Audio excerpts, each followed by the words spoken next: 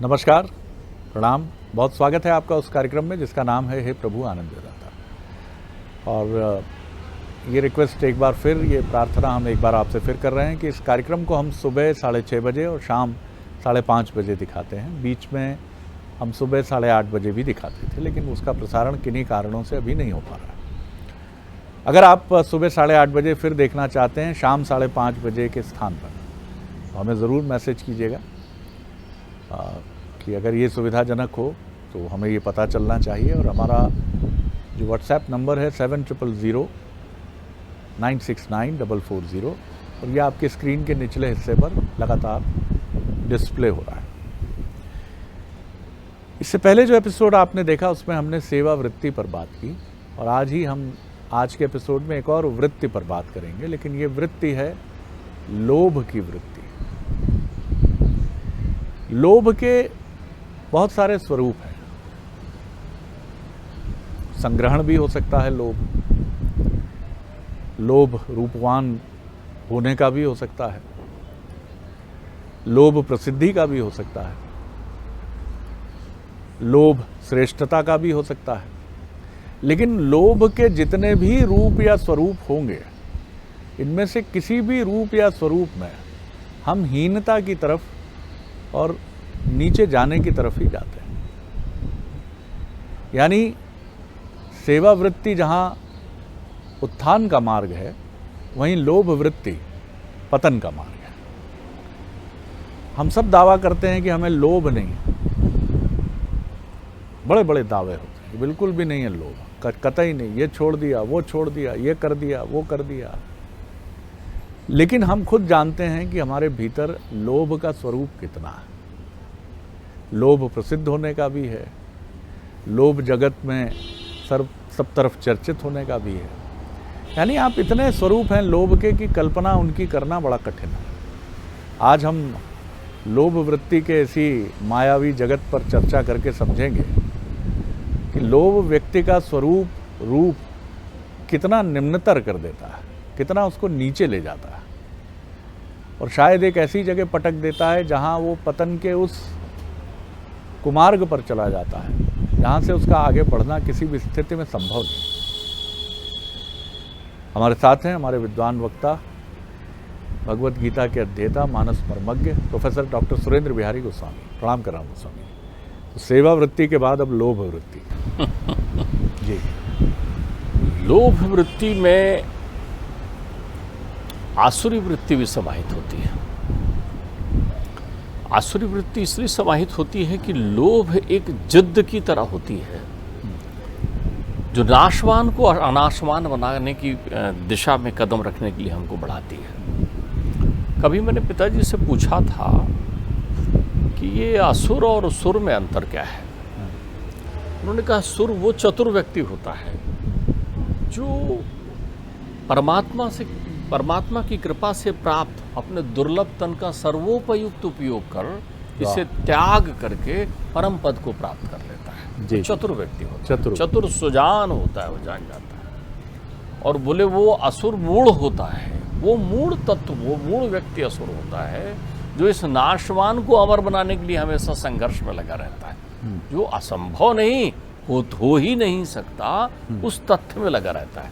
अब आप असुरों को देखिए, वो जब भी तप पूजा इत्यादि करते हैं तो वो क्या मांगते हैं? वही ये मांगते हैं कि मेरा शरीर, देखिए शब्द भेद समझिए, वो जान रहे हैं कि मैं शरीर नहीं हूँ, लेकिन उनका ये शरीर पर इतनी आसक्ति है कि वो कहते हैं मेरा शरीर अमर हो जाए। चाहे आप रावण को ले जाएं, वो अमरता के पीछे रहा, चाहे आप कंस को ले जाएं, वो अमरता के लिए लड़ता रहा, चाहे आप हिरण्यकश्यप और हिरणाक्ष को ले जाएं, वो अमरता चाह रहे थे। किसकी अमरता चाह रहे थे? मेरे शरीर की अमरता, जबकि वो जान रहे थे मैं और शरीर विभक्त है। देवता कहते हैं मेरा शरीर नष्ट हो जाए और मुझे मुक्ति मिले, मैं इस शरीर को छोड़ूं, क्योंकि मैं तो अनाशवान हुई ही। जो अजर अमर अनादि अखंड है वो व्यक्ति कैसे मर सकता है? लेकिन वो कहता है, जैसे आप सोचें कि मेरी ये कार हमेशा अजर अमर बनी रहे, मेरी ये कार, तो तुम्हारी ये कार तो स्वभाव से नाशवान है, लेकिन तुम थोड़ी नाशवान हो, तुम्हारा ये शरीर नाशवान है। बोले जो वो इस प्रकार की लोभ वृत्ति की मूढ़ता करते हैं नाशवान शरीर के प्रति, वो असुर होते हैं। तो जो भी व्यक्ति लोभ की वृत्ति में है वह आसुरी वृत्ति में है, और आसुरी वृत्ति का जीवन हमेशा दुखमय होता है। वो जीवन के सारे संताप प्राप्त करते हैं। क्यों? उनमें वो वृत्ति आ गई है जो मूढ़ता की है, जो संभव ही नहीं है। यदि आप ये मांगे कि हमेशा रात ही रहे, तो आप ये मांगे हमेशा दिन ही रहे, तो ये तो एक चलने वाली प्रक्रिया है जो होती ही रहेगी। शरीर का जन्म ही नाशवान होने के लिए हुआ है, लेकिन तुम अविनाशी हो।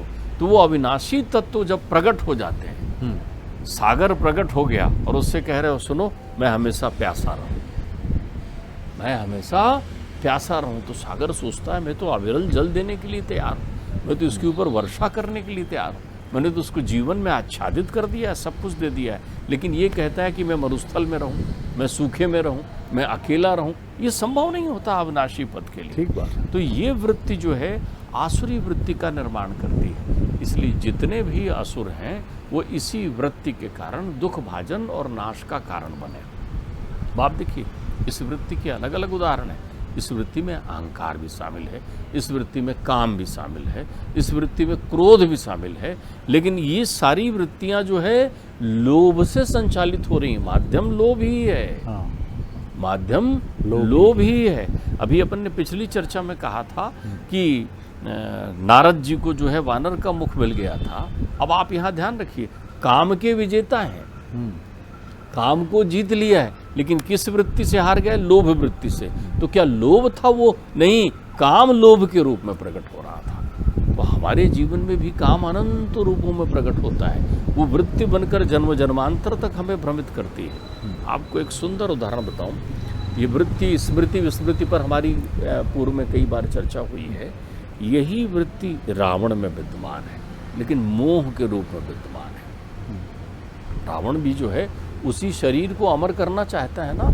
कभी आप देख लेना, रावण की संपूर्ण चर्चा में, संपूर्ण मानस में कहीं रावण के माता पिता का नाम नहीं लिखा है। अगर लिखा है तो केवल एक इशारा कर दिया है, यहाँ ये विश्रवा के पुत्र थे और कैकसी इनकी माता थी, लेकिन माता पिता का कहीं गुणगान नहीं, केवल रावण का गुणगान है। नहीं, रावण का गुणगान नहीं है, रावण की वृत्ति तत्व का गुणगान है, रावणत्व की बात कही गई है। रामचरितमानस में तत्व रामत्व है, जिनमें कोई भी वृत्ति नहीं है। जब वृत्तियां खत्म हो गई है तो रामत्व आ गया है, और जब वृत्ति है उसमें भी लोभ की वृत्ति अधिक है तो रावणत्व की प्राप्ति हो गई है। तो लोगों ने पूछा ये रावण कैसा बन गया, इसमें रावणत्व कैसा आ गया? विश्रवा का पुत्र, अत्यंत सन्यासी, ऐसे उनमें इतना प्रताप था।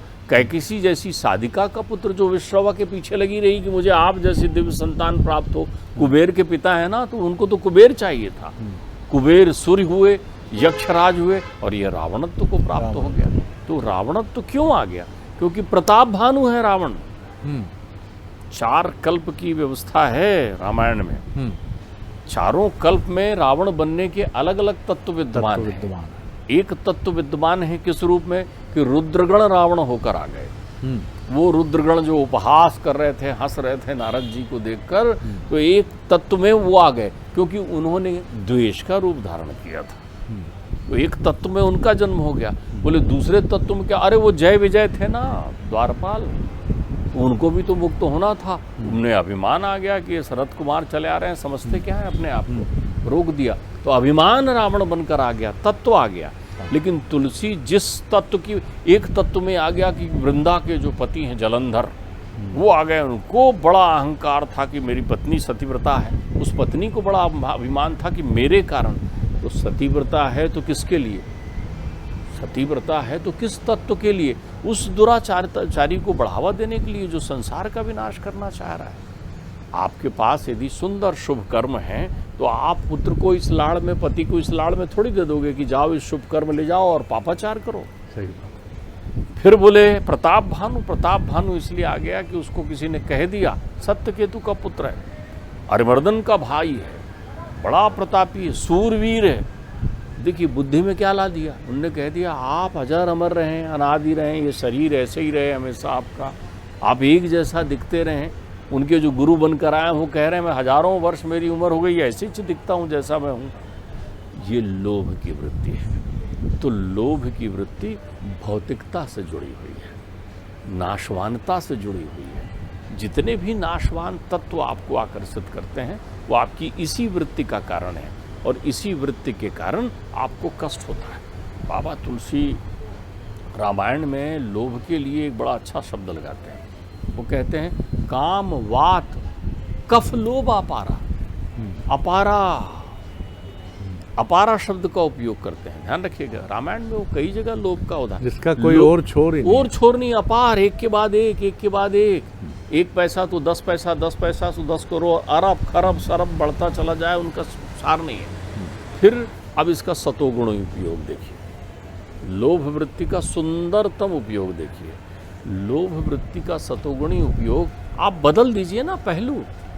आप सिक्के को एक तरफ लेके क्यों बैठे हैं कि मेरा शरीर अजर अमर हो जाए? ये कभी नहीं होगा, संभव नहीं है। उसको पलटिए, भौतिकता को हटा दीजिए, तो दूसरा पहलू अध्यात्म का है। एक बहिरंग दुनिया है, दूसरी अंतरंग दुनिया है, और अंतरंग दुनिया में लोभ पूजनीय है, लोभ पूजनीय है अंतरंग दुनिया में, ध्यान रखिएगा। लेकिन अंतरंग दुनिया कहती है पकड़ना, पकड़। लोभ की वृत्ति देखिए, हनुमान जी मिलते हैं सुग्रीव के यहाँ, सुग्रीव किष्किंधा में मिल रहे हैं राम से। राम से मिलकर के बड़ी कृपा, आनंद, मिल गए, सब बढ़िया हो गया। अब वो कंधे में बैठा रहे हैं राम को। कहाँ बैठा रहे हैं? कंधे। अभिमान होना चाहिए उनको। परमात्मा को बैठा रहे हैं। परमात्मा से कहते हैं नहीं नहीं, आप, वो चाहते तो गोद में भी ले सकते थे, वो चाहते तो दोनों हाथ में ऐसे पकड़ के राम जी को ले लेते, तब उनको राम को पकड़ना होता ना। जब आपको ये भ्रम हो जाए कि मैंने पकड़ रखा है तो लोभ वृत्ति आ जाती। यही तो भ्रम संसार में है आपको, मैंने पकड़ रखा है, मैंने पैसे को, धन को, संपदा को। एक बालक को जब आप पकड़ते हैं तो आपकी लोभ वृत्ति अलग झलकते रहती है। आपने पकड़ रखा है बालक को, ध्यान रखिएगा। बंदर ने पकड़ रखा है महतारी। 2 बच्चों का उदाहरण होता है ना, बंदर और बिल्ली का। इस वृत्ति का प्रतिलोम देखिए, बंदर के बच्चा लोभ वृत्ति का उदाहरण है। उसको ये भ्रम होता है कि मैंने माँ को पकड़ रखा है, गिर जाता है, गिर जाता है। लेकिन बिल्ली का बच्चा कहता है मैं काय को पकड़ूं, मेरे को पकड़ना नहीं सीखना है। कौन पकड़े? जिसको पकड़ना है वो पकड़े, जिसने मुझे बनाया, जिसने मुझे भेजा, जिसने मुझे जीवन दिया, वो पकड़े।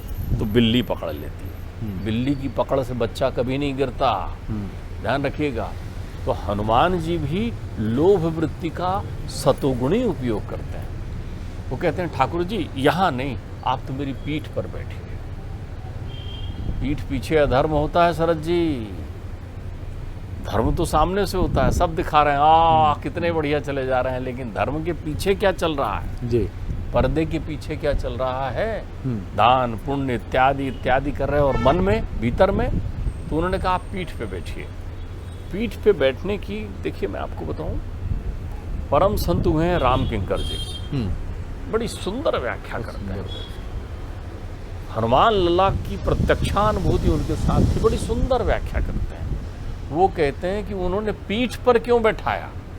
बोले पीठ पर इसलिए बैठाया कि उससे राम लला और लखन लला दोनों हनुमान जी को पकड़ लेते हैं। पीठ पे बैठने वाला पकड़ेगा ना। तो अच्छा ये बताइए, उंगली कौन पकड़ता है? सही बात है, उंगली कौन पकड़ता है? छोटे बच्चे की दोनों शैली हो जाती है। छोटा बच्चा जब बड़ा होने लगता है तो खुद पकड़ने लगता है उंगली, लेकिन जब वो छोटा रहता है तो हम पकड़ कर चलते हैं। तो हनुमान लला तो बाल लीला करते हैं, हमेशा उनके स्वभाव में बालकपन है, तो वो जानते हैं। लेकिन लोभ वृत्ति का कैसा उपयोग करें? तो जो लोग बहिरंग में लोभ वृत्ति का उपयोग करते हैं वो आसुरी क्षमता को प्राप्त करते हैं, और जो लोग अंतरंग में लोभ वृत्ति का उपयोग करते हैं वो देवत्व क्षमता को प्राप्त करते हैं। भीतर पकड़िए ना, किसको? उनको पकड़िए, उनके ऊपर छोड़ दीजिए, उन तथ्यों को पकड़िए। तो जब भी आप भौतिकता को पकड़ते हैं तो आप आसुरी वृत्ति में होते हैं। वो पकड़ते नहीं हैं, तब आपको वासनाएं, तब आपको काम, तब आपको द्वेष, तब आपको अहंकार, तब आपको क्रोध जकड़ता है, वो पकड़ लेता है। क्योंकि लोभ अपारा है। इसलिए बाबा कहते हैं, बाबा का लोभी हृदय बसौ धन जैसे। हे परमात्मा मेरे हृदय में विद्यमान हो जाइए, कैसा बसिए जैसा लोभी के हृदय में आप बसते हैं। वो बड़ा सुंदर उदाहरण देते हैं। अंतिम दोहा लिखने बैठते हैं मानस करके, तो वो कहते हैं काम ही नारी प्यारी जम। जब वासनाओं में मनुष्य होता है तो उसको स्त्री बड़ी प्रिय लगती है। तो क्या हमेशा वासनाएं चलते रहेंगी? बोले नहीं, एक समय के बाद वासना शांत हो जाती है। तो बोले तब प्रियता खत्म हो जाती है, वो स्वार्थ की प्रियता होती है। तो बोले जब प्रारंभ हो तो कैसा हो, काम ही नारी प्यारी जब, बिल्कुल प्रियतम से मिलने की उत्कंठ इच्छा हो अंतर मन में, ऐसा ध्यान हो। फिर लोभ ही जिम प्रिय दाम, एक मिल गया और मिल जाए, एक मिल गया और मिल जाए। आपको मैं एक सुंदरतम दृष्टांत यहाँ मैं व्यक्त करना चाहूँगा। लोभ भी भक्ति है। पिताजी कहते थे लोभ से बड़ी भक्ति नहीं है, यदि उसको भीतर ग्रहण कर लो, बाहर त्याग दो तो उससे बड़ी भक्ति नहीं। वो एक प्रसंग सुनाते हैं कि एक अत्यंत कृपण लोभी व्यक्ति, अत्यंत लोभी, उनके लिए वो उपयोग कर देते थे शब्द पुराने समय में सेठ जी, क्योंकि ये माना जाता था कि जिसके पास धन आ गया वही सेठ है, वही सेठ है, जिसके पास धन आ गया वो सेठ है। उनकी परम धर्मावलंबी पत्नी, सेठ जी के जीवन का सिद्धांत चमड़ी जाए लेकिन दमड़ी ना जाए, उनके जीवन का सिद्धांत। धन कहीं खर्च नहीं होना, आए तो आ जाए। तो अब पत्नी ने बड़े ध्यान से प्रेम से उनको स्मरण दिलाया कि जब हमारा बालक हुआ था तब हमने चिंतन किया था कि एक बार जो है वो प्रयागराज जाकर गंगा जी में संगम में स्नान करके आएंगे। अब वो सोचते हैं कि बोलते बोलते इसे 40-45 बरस हो गए हैं, अब तो पोता नाती भी हो गया है, लेकिन इसकी बोलने की बात नहीं थम रही है। एक दिन वो चले जाते हैं।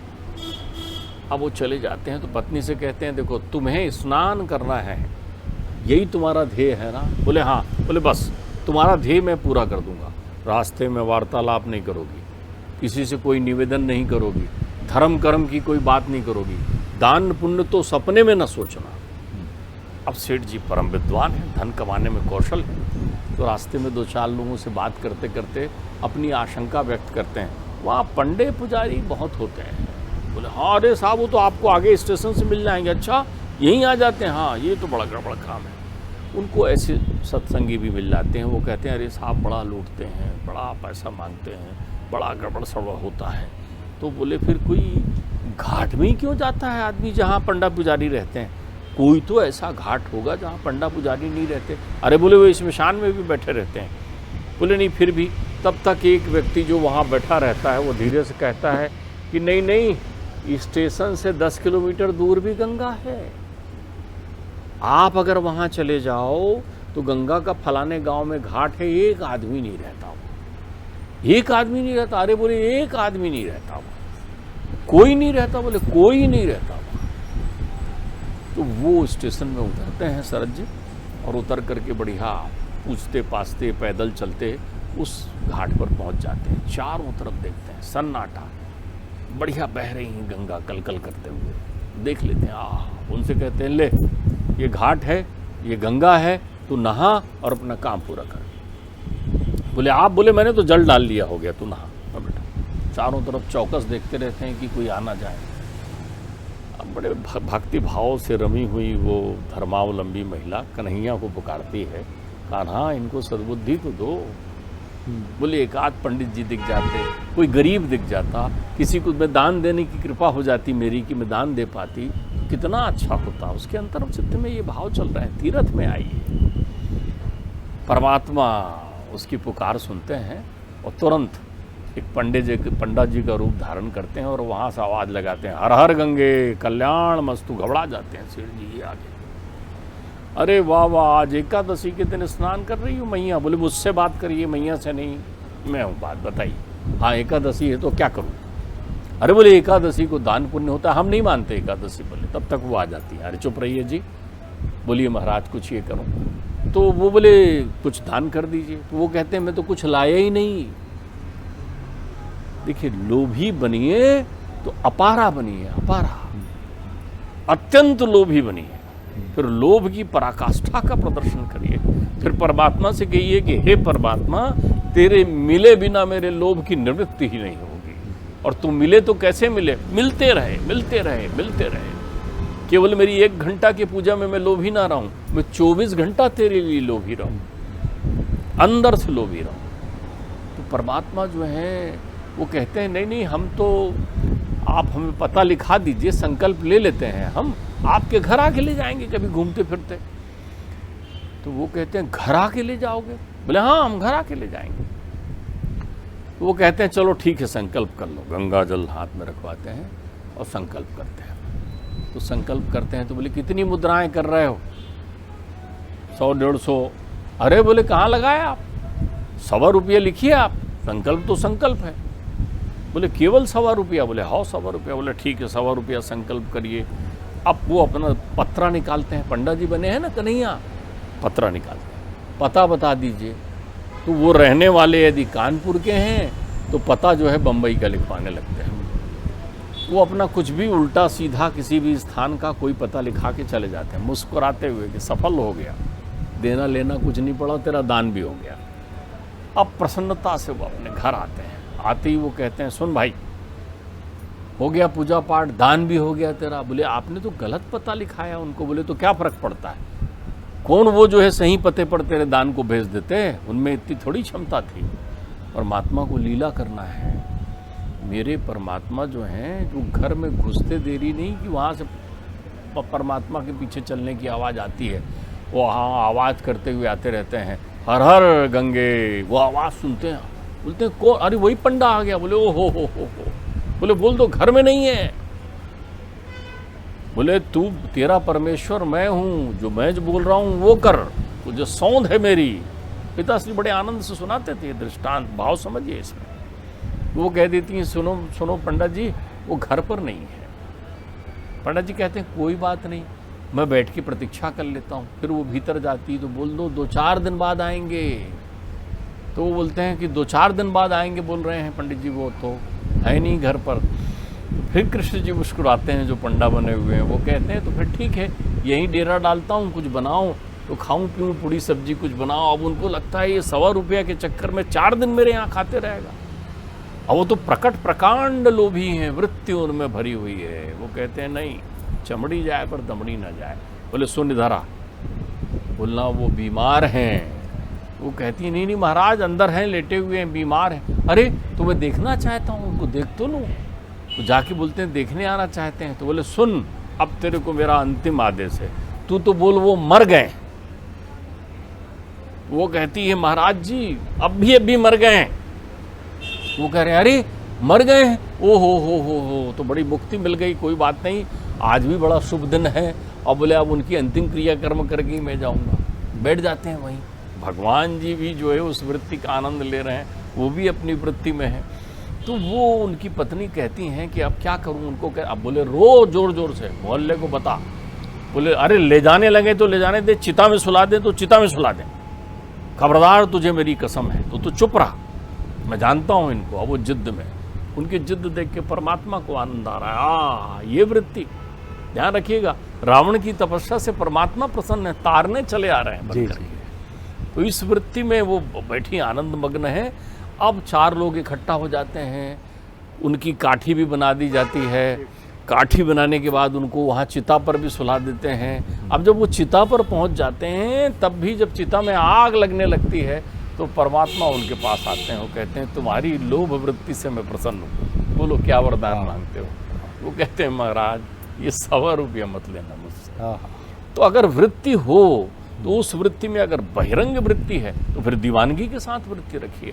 और उसी वृत्ति को यदि आपने पलट लिया तो ये लोभ वृत्ति आपको प्रभुताई प्रदान कर देगी। ये लोभ वृत्ति वही है जिसमें साधु सन्यासी निमग्न रहते हैं। यही वो वृत्ति है जो 1 सेकंड की पूजा में नहीं, पूरे पल आपके अंतर चिंतन में चलते रहती है और आपके दुख की निवृत्ति कर देती है। तो यही 2 शब्दों का यही संदेश है कि वृत्ति हो तो ऐसी हो जैसी इन महोदय की थी कि प्रभु को भी उनकी लोभ वृत्ति की सराहना करनी पड़ी। ये भी नकारात्मक नहीं है कि इतना गहरी आसक्ति हो आपको कि ईश्वर भी उसकी सराहना करे, या फिर हनुमान जी का स्वरूप है कि पायो जी मैंने राम रतन धन पायो।